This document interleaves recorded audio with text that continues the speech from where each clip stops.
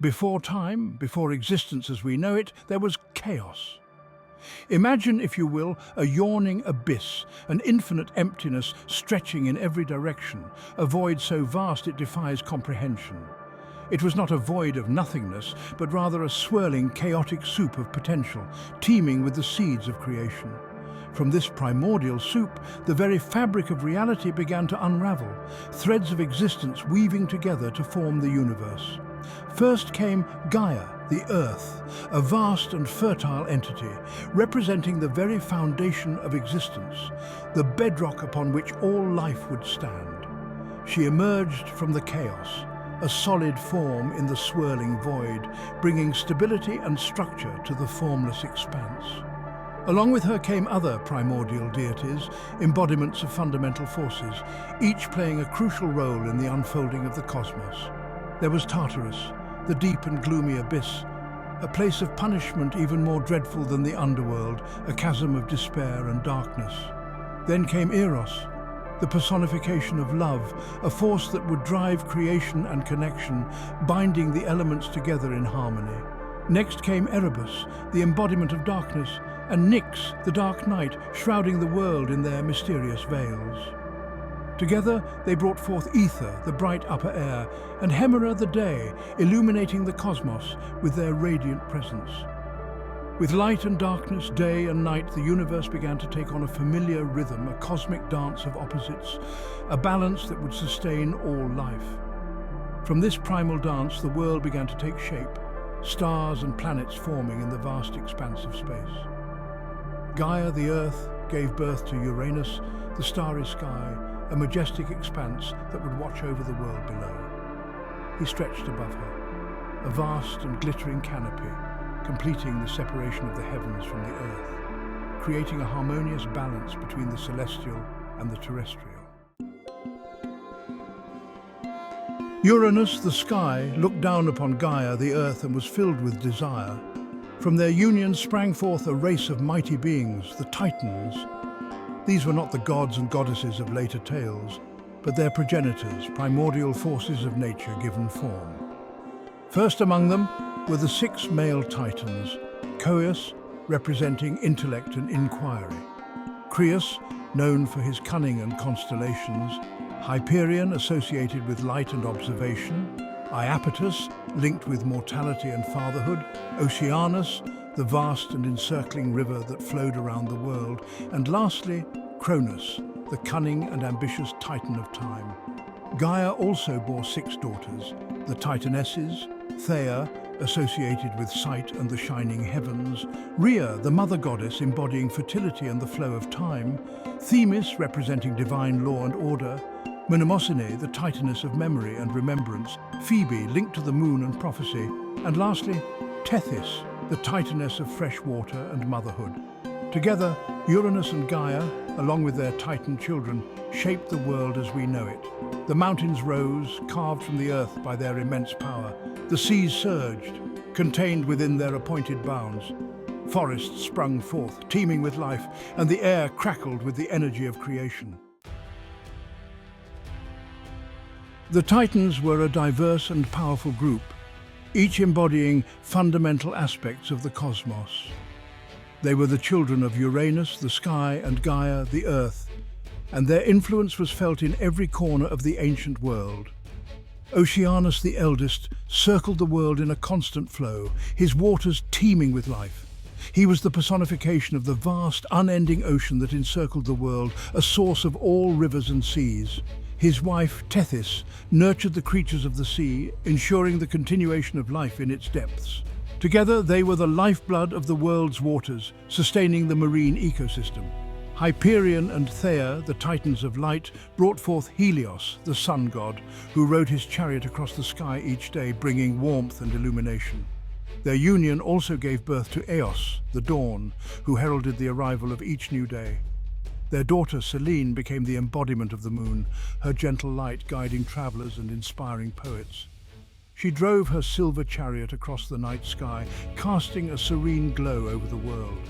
Crios, the crafty Titan, fathered the stars, scattering them across the heavens to illuminate the night.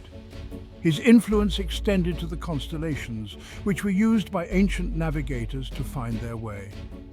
His children and grandchildren became associated with constellations, their stories etched in the celestial tapestry for all eternity.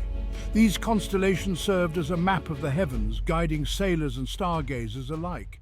Atlas, son of Iapetus, was destined to bear the weight of the heavens upon his shoulders, a punishment for his role in the Titans' rebellion. His enduring strength became a symbol of resilience and endurance. Prometheus, another son of Iapetus, would later challenge the gods, stealing fire for humanity and facing the wrath of Zeus. His defiance and sacrifice became a tale of human ingenuity and suffering. But amidst this burgeoning power, a darkness lurked. The Titan's reign was not without its shadows and conflicts. Uranus, fearful of his children's might, imprisoned some within the depths of Gaia, the Earth. This act of suppression sowed seeds of rebellion and unrest among the Titans. This act of cruelty would have dire consequences, setting in motion a chain of events that would shake the very foundations of the cosmos.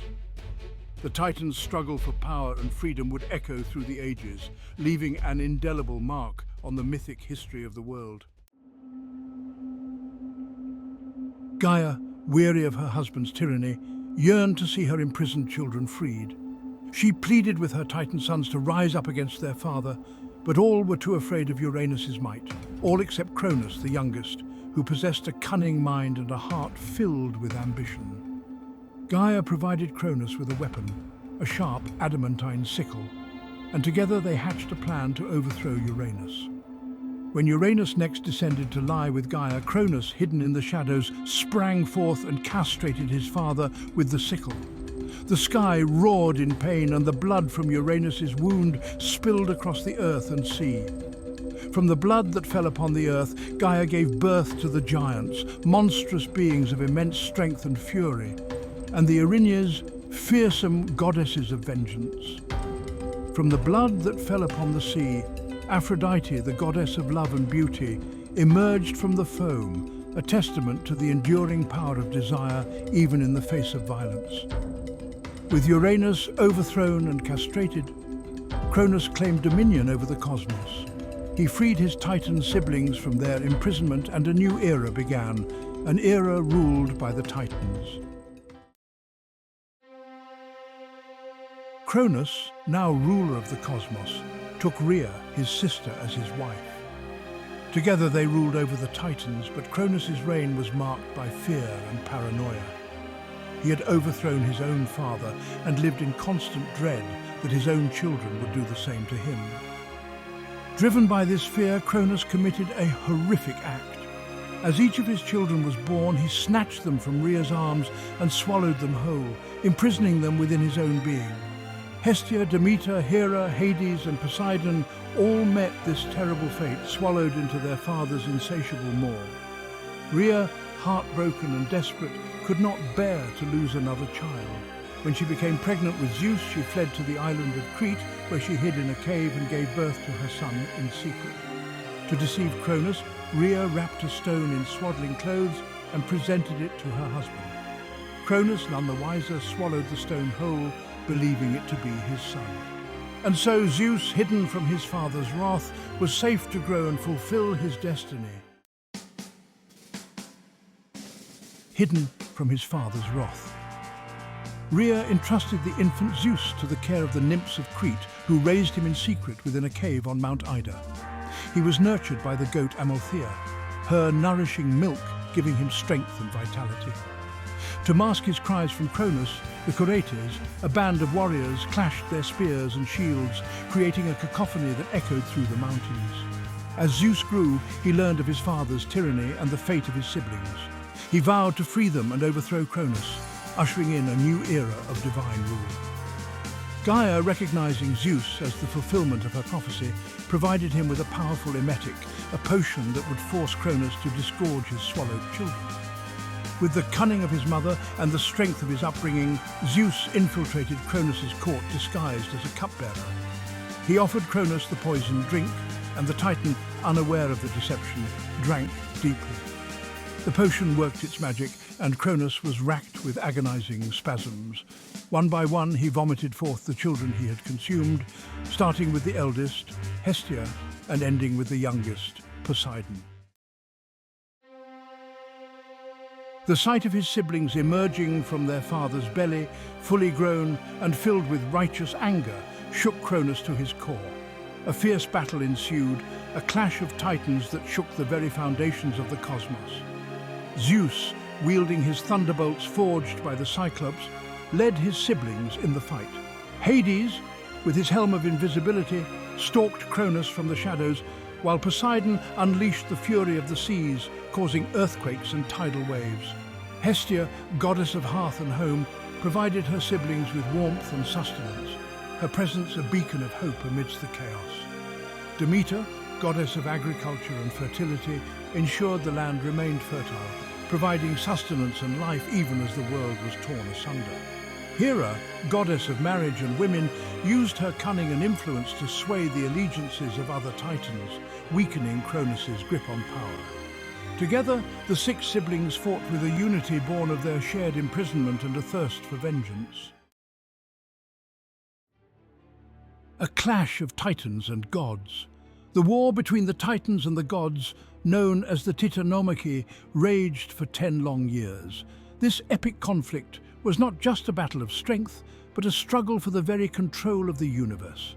The earth trembled under the weight of their battles, and the sky crackled with the fury of their powers. The very elements seemed to be at war, reflecting the chaos and destruction below. Mountains crumbled, forests were consumed by fire, and the seas boiled with the blood of both titans and gods. The natural world was torn asunder, bearing the scars of this monumental struggle. Zeus, with his thunderbolts, commanded the heavens, while Poseidon shook the earth and Hades unleashed the terrors of the underworld. Each god brought their unique powers to bear, creating a symphony of destruction. The Cyclops, grateful to Zeus for freeing them from Tartarus, forged for him his iconic weapons, the thunderbolts, the lightning bolt, and the Aegis, a shield that could unleash storms of unparalleled fury. These weapons became symbols of divine power and authority. The Hecatonchires, 100-handed giants also imprisoned by Cronus, joined the fray on the side of the gods. Their sheer size and strength added a new dimension to the battle. They hurled massive boulders and uprooted mountains, crushing the titans beneath their immense weight. Their contribution was pivotal in turning the tide of the war. The tide of the battle began to turn in favor of the gods, their combined might proving too much for the titans, despite their immense size and strength.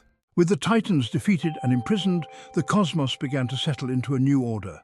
The scars of the Titanomachy were still visible across the landscape, but slowly, life began to return to normal. The gods, now victorious, took their places on Mount Olympus, each assuming roles that would shape the destiny of the world. Zeus, as the king of the gods, wielded his thunderbolts with wisdom and authority, ensuring that the heavens remained in harmony. Poseidon, the ruler of the seas, calmed the turbulent oceans, bringing peace to the waters once more. Hades, though often feared, maintained the balance between life and death as the lord of the underworld.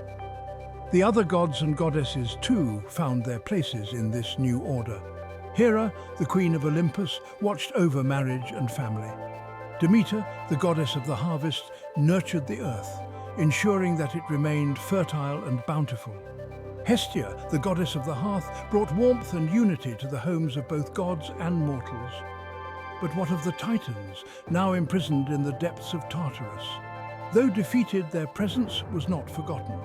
Guarded by the Hecatonchires, they remained a reminder of the power and fury that once shook the universe. The gods, ever vigilant, ensured that the Titans would never again rise to threaten their dominion. The victory over the Titans was not just a triumph of strength, but a testament to the unity and resilience of the gods. It marked the beginning of a new era, one where order and justice reigned supreme. The cosmos, once torn asunder, now thrived under the watchful eyes of the Olympian gods. And so, the legacy of the Titanomachy lived on. a story of conflict and resolution, of chaos and order. The gods, now firmly in control, began to weave the tapestry of fate, guiding the world and its inhabitants towards a future shaped by their divine hands.